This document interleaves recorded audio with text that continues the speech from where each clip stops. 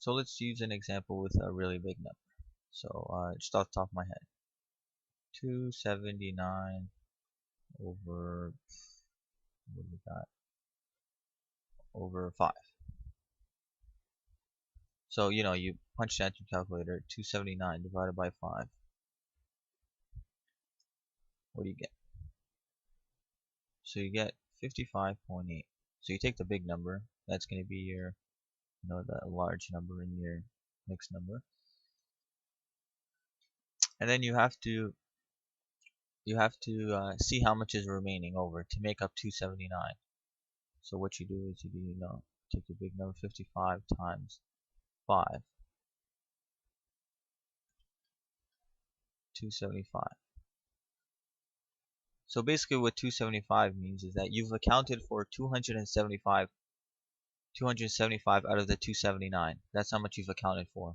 You can't just leave the remaining. You can't just not include the remaining, because that's not a correct answer.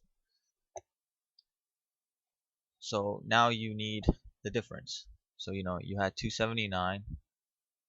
You accounted for 275 of them, and you got 4 left over. So that is 4 over 5. Now let us go the other way. So 23 and, I don't know, 2 over 7. Now you just do the reverse. So you do 7 times 23.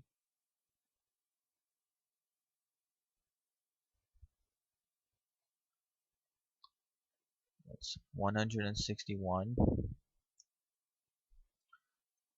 that are filled. And then you have the other 2 remaining. So now you add the plus 2. So then that becomes 163. If you have a hard time seeing that or remembering that, just remember that there are, let's say, boxes that have 7 slots,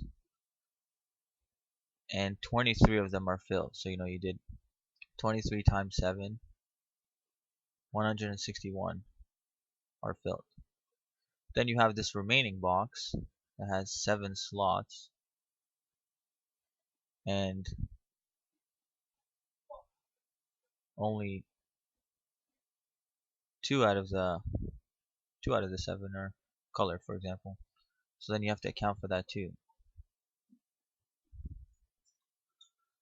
And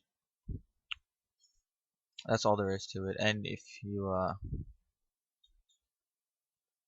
you ever want to do calculations, we'll show in a later video, what's the most preferred way to do it, what is the only way to do it. Sometimes there'll only be one way to do it.